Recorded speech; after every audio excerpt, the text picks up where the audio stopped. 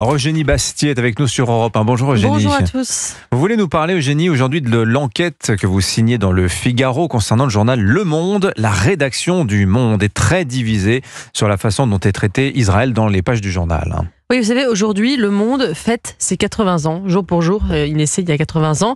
Mais à l'intérieur du journal, en effet, il y a un malaise grandissant sur la façon dont celui-ci traite le conflit entre Israël et le Hamas.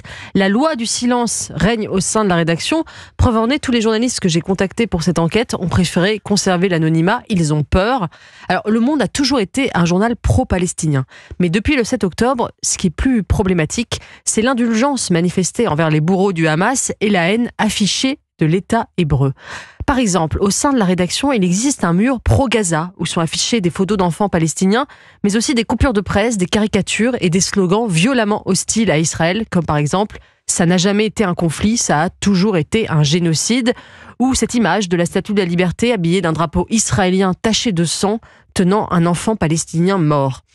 Alors, certains journalistes que j'ai contactés relèvent l'hypocrisie des éditoriaux de leur journal qui qualifient Jean-Luc Mélenchon de problème parce que lui et ses proches refusent de traiter le Hamas de terroriste, alors même que le service international du journal s'échine continuellement dans ses pages à ne pas employer ce mot pour désigner le Hamas, qualifié tantôt de mouvement palestinien ou d'islamiste. Un journalisme confie, même Libération est plus pluraliste que nous. Alors, le cas d'un journaliste en particulier suscite la polémique. Il s'agit de Benjamin Barth. C'est le rédacteur en chef adjoint du service international. Oui, c'est lui qui orchestre la couverture du conflit au Proche-Orient. Il est marié à Mouzna Chiabi, ex-négociatrice de l'OLP et militante pro-palestinienne. Bon, vous me direz, ce n'est pas un crime. Mais celle-ci tient ouvertement des propos violemment anti-israéliens. Le jour du massacre, elle qualifie le 7 octobre de journée internationale de la surprise et poste des images de parapente utilisées par le Hamas pour passer la frontière. Le jour de la mort d'Ismaël Haniyeh, chef du Hamas qui s'est réjoui publiquement du 7 octobre, elle écrit sa tristesse, que Dieu ait pitié de lui et de tous nos martyrs, que Dieu détruise le régime sioniste. Alors vous me direz, un journaliste n'est pas responsable des propos de sa femme. Tout à fait, oui. Sauf que Benjamin Barth semble entièrement partager sa vision d'un Israël génocidaire, qu'il tweete à longueur de journée. Son portrait élogieux de Rima Hassan dans Le Monde, je vous conseille de le lire, digne d'un attaché de presse, dit tout de ce qu'il pense. De plus, le cas s'est déjà présenté au journal. La journaliste Ivan Trippenbach a dû démissionner de son poste de chef de service parce que son conjoint était au cabinet de Gabriel Attal. Donc une femme peut être influencée par une femme peut être influencée par son mari, mais un homme ne peut pas être influencé par sa femme.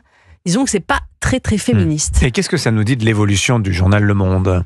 Écoutez, Le Monde est un journal qui passe son temps à faire la morale aux autres journaux, à critiquer leur parti pris, leurs biais, à faire parfois du complotisme chic avec Vincent Bolloré.